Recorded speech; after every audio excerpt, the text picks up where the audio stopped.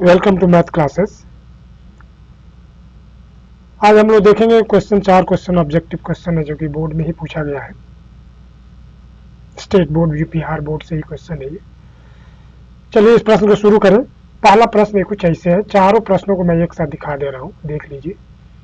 पहला x6x² - 5 के शून्यकों का योग एवं गुणनफल ज्ञात कीजिए। यदि a = 10 b = 10 हो तो पहले चार पद कौन होंगे। एपी क्रम में दिया है 3, 8, 13, 18 में कौन सा पद 78 है। और आखिरी में यदि एपी का दूसरा पद 13 और पांचवा पद 25 हो तो इसका सातवां पद कितना हो। तो चलिए पहले प्रश्न को हम शुरू करते हैं, लेकिन उससे पहले आपसे रिक्वेस्ट है कि कृपया चैनल को सब्सक्राइब करें एवं शेयर करें तथा लाइक करें। चलिए क्वेश्चन नंबर 1। प्रश्न कुछ ऐसा दिया गया, देख रहे हैं आप। 6² - 5x के शून्यकों का योग एवं गुणनफल ज्ञात की। तो योग का सूत्र क्या होता है, अल्फा प्लस बीटा, और गुणनफल का क्या होता है, अल्फा इंटू बीटा। यानी हमें यही निकालना है दोनों का। तो माना कि दो शून्य का अल्फा बीटा है, इसलिए अल्फा प्लस बीटा का वैल्यू आप जानते हैं -b/a होता है। और -b जो है इसमें नहीं है, क्योंकि ये कांस्टेंट वैल्यू c होता है ये पद, और x² के पास जो होता है a होता है, यानी b नहीं है। तो b की जब हम 0 भरेंगे अपन a का वैल्यू देखिए 6 है, 6 भरे यानी हमारा 0 हो गया। और मूलों का गुणनफल देख लें। मूलों का गुणनफल में हमारा है alpha into beta = c/a। c हमारा दिया हुआ 5 -5 ये भर दिए, a 6 यानी -5/6 हमारा आंसर हो गया। यानी हो गया 0 और ये, तो हमारा कौन सही है, ये डी नंबर हमारा सही है। दूसरा क्वेश्चन हम देखें। यदि a = 10 b = 10 हो तो पहले चार पद, तो क्लियर है, पहला पद a है, दूसरा पद 10 में d जोड़ दीजिए 20 हो जाएगा, तीसरा पद हो जाएगा, फिर 20 में 10 जोड़िए 30, और फिर 10 जोड़िए 40, यानी 10, 20, 30, 40। यह माने हमारा बी नंबर सही है।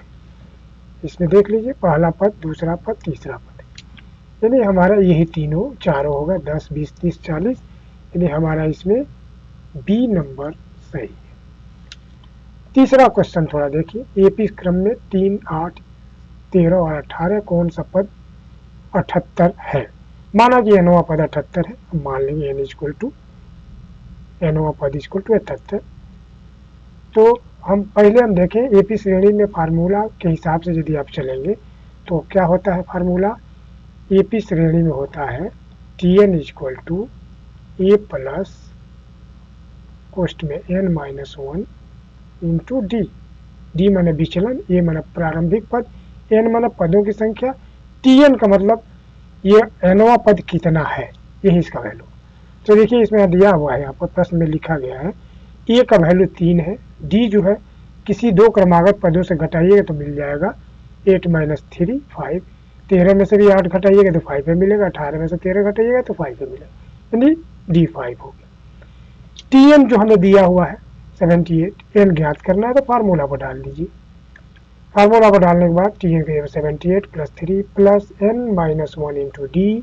78 से 3 को सब्ट्रैक्ट कीजिए = n-1 इंटू डी। घटाएंगे तो 75 होगा, 75 में 5 से डिवाइड कर दीजिए, आपका हो जाएगा 15, और 15 में 1 जोड़ देंगे तो 16 हो जाएगा, क्योंकि m1 जो ये दिखाई दे रहा है हमें यहाँ -1, ये पक्षांतर के इधर आ जाएगा, +1 हो जाएगा, यानी 16, यानी हमारा डी नंबर क्वेश्चन सही है। अगला क्वेश्चन देखें। यदि किसी एपी का दूसरा पद 13 है और पांचवा पद 25 है तो इसका सातवां पद कितना होगा। ये थोड़ा सा लंबा क्वेश्चन है। माना कि पहला पद हम ए मान लें, दूसरा पद दिया 13, तो डी कितना हो जाएगा, 13 - a हो जाएगा।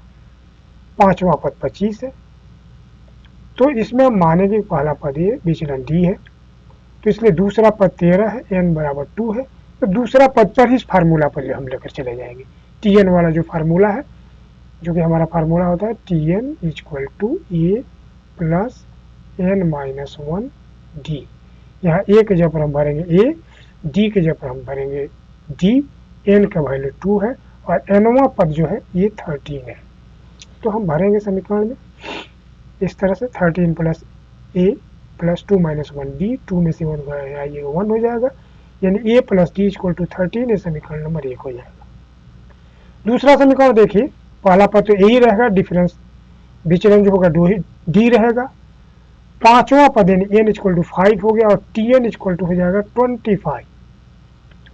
तो इसमें भरे दूसरे शर्त के अनुसार हमारा हो जाएगा T N 25 equal to A plus 5 minus bracket में डी, घटाइए तो हमारा दूसरा समीकरण बन जाएगा 25 equal to A plus 4 D, equation number 2। अभी दोनों इक्वेशन को हम थोड़ा देखें, इन दोनों में ए इक्वल है, सब्ट्रैक्ट कर दीजिए। जैसे ही सब्ट्रैक्ट करेंगे यहाँ चिन्ह बदलेगा, यहाँ माइनस हो जाएगा, यहाँ माइनस हो जाएगा, यहाँ माइनस कट जाएगा, घटेगा subtract minus 3d equal to minus 12, इसलिए d इक्वल टू 12/3, यानी हमारा d इक्वल टू हो जाएगा 4। इस वैल्यू को किसी भी समीकरण में डाल दीजिए, चाहे 1 में चाहे 2 में। d का मान समीकरण 1 में हम यदि रख रहे हैं तो a प्लस 4 इक्वल टू 13, यानी d का 4 मिला है, इसको हमने डाला, इसलिए बराबर 13 माइनस 4 यानी 9।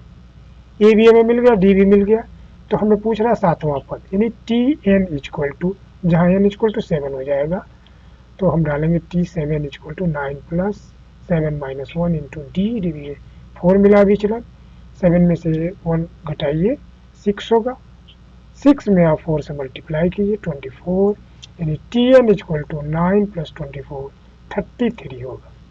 अतः इस समीकरण का आंसर 33 हुआ, यानी हमारा इसमें बी नंबर सही है। धन्यवाद, हमारा वीडियो खत्म हुआ, कृपया इसे शेयर करें और सब्सक्राइब करें, और नेक्स्ट वीडियो में फिर हम लोग मिलेंगे।